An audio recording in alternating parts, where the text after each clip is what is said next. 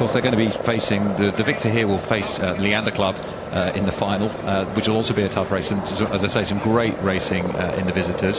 One of the things to watch out for here is the steering off the start. They don't have a coxswain, so they've got to look behind themselves and try to line themselves up down the course. It's distracting because the banks on either side here, they don't have wooden booms on them, so sometimes you can get sort of tricked into feeling that you're too close or too far away. So we'll keep an eye on them until they get past the end of the island and into the safer territory of the boomed course.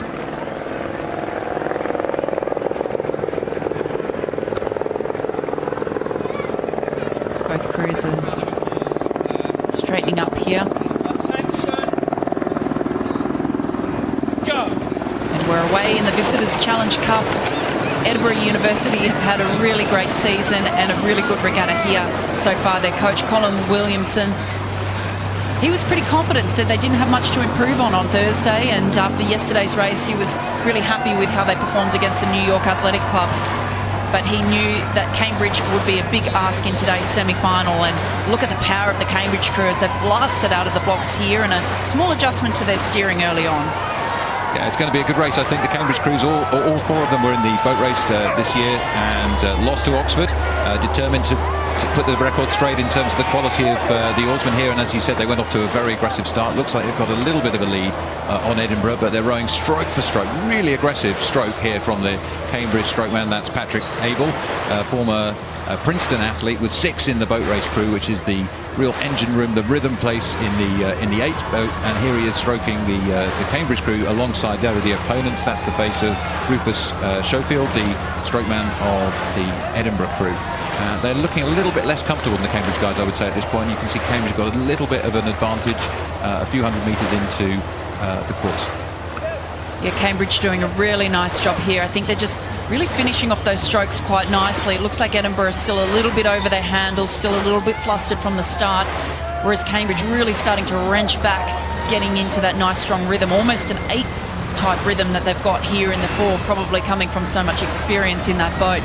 You know, and I think that there's something to be said for getting into a 4 and just hammering it along with not too much regard. You can tend to get a bit sensitive in these boats, a bit touchy-feely, because they are a pretty fragile sort of boat to row. You know, rhythm is so important. So sometimes just getting in with a bit of an abandon and hammering that thing down the course can be a good way to do it. But here we see Edinburgh University.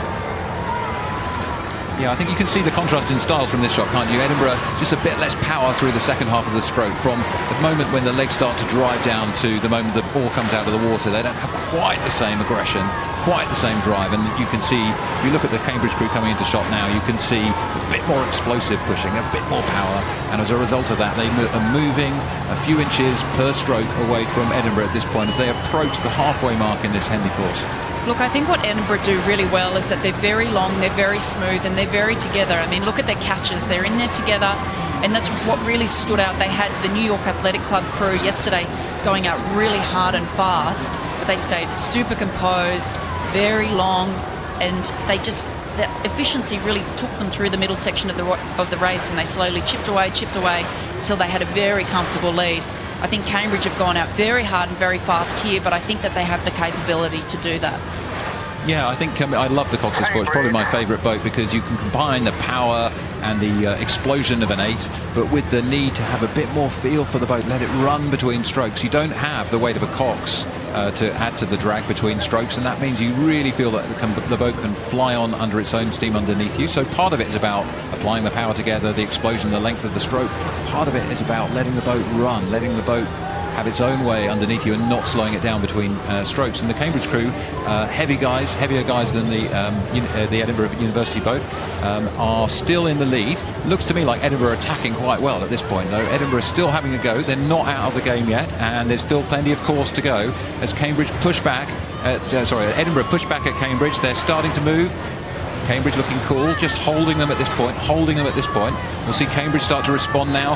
This rate of striking, the number of strokes per minute goes up as Cambridge try to respond to that push and see if they can break into a clear water lead over Edinburgh, who attack quite hard there, Sarah. Yeah, and this is the really great thing about match racing. You get yourself into a controlling position, which Cambridge did early. It was a little bit more expensive what they were doing, but get yourself into a position where you can react, because I saw a little push, like you called there, from Edinburgh, and it looked like the Cambridge crew saw it, and then they went again. and so they've opened up to just a little bit of clear water. And look at the pain on the faces of the Edinburgh guys here. They are throwing it all at them. We saw a little look from the bowman, Matthew Christie, looking across to Cambridge, seeing what the damage was, and probably a little disheartening to know that that move didn't really make much of a difference to Cambridge. But Cambridge here, they've put themselves out there in the early section of the race. They're going to have to start to, I think, just smoothen out what they're doing as they come into the dying sections here and not rely on that power, which is now starting to diminish. I've got to say, if I were in the Cambridge boat, I would be looking for a little bit more of a lead over my opposition at this point. I want to just get a little bit further ahead before allowing myself to relax and lengthen out. And the Edinburgh crew have shown themselves capable of attacking. I've got to say, looking at their faces from behind a second ago, look like they may have a bit less left in the tank. As you see, umpire John Hedger warning the Cambridge crew for their steering away and correcting again to get straight. But Cambridge continue to maintain about a quarter length of clear water advantage over Edinburgh University as they come towards the enclosures, the final few hundred metres of this Visitors Challenge Cup semi-final here at Henley Royal Regatta. You're looking at Cambridge, a very strong crew here, trained together all winter for the boat race, and now putting that winter training money in the bank and spending it every stroke down the Henley Royal Regatta track. Look, and they've been locked in about the same margin for the last couple of hundred metres here. We'll have to wait and see what happens next, but someone's got to do something if there's going to be a change in the fortunes here. I don't know that Edinburgh have what is going to be required in order to get back onto terms with the Cambridge crew, but a crab there from Cambridge. Wow. They've recovered a little bit. You can see a slight crab. That means one of the oars got a little bit stuck in the water, caused the boat to drag, move the steering around. They recovered quite well, but that cost them probably maybe a quarter of a man, half a man seat on the Edinburgh crew. And you can see the result of that is Cambridge have panicked a little bit scrappier. They seem to be steering again. They're not quite where they want to be, and Edinburgh are taking advantage of that and coming back. This is looking very tight. And Edinburgh would have heard that, they would have felt that, they would have seen that something happened, and they've gone for it. They've taken the rate up, but look at the desperation, the adrenaline that the Cambridge guys would have gotten in that moment to kick on and try and maintain that lead. I think they're going to do it. Both crews are exhausted here, but they drive to the line, and it is Cambridge University. Half a length for Cambridge over Edinburgh. Edinburgh really came back well, took advantage of that misstep by the Cambridge guys. I think what happened in that moment there, Sarah, was the Cambridge guys, extra adrenaline, really wanting to pound it and get ahead, and that caused them to row a little bit less well and gave Edinburgh the chance to come back. I can see Edinburgh in front of us in the competitive position here are protesting. It did look to me like the Cambridge crew was giving them a bit of a wash. There we go. There's the crab again. It was the bowman in the Cambridge boat there, Freddie Davidson, who just caught it all in the water, recovered fairly quickly, but you can see that led them, I think, to shorten up a little bit and to be a bit too aggressive, and Edinburgh are protesting. Raising their hands and asking umpire John Hedger to come over. They may well be saying that we were washed down by the Cambridge crew, and we'd like to make a formal protest about this. Let's see what happens.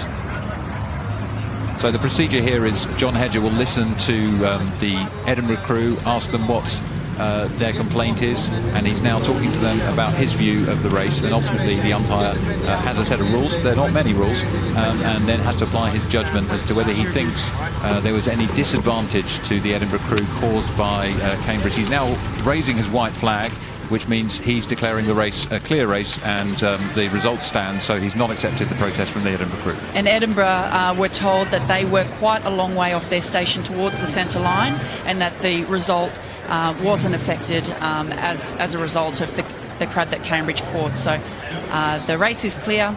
Cambridge are the winners. I'm Sarah Cook.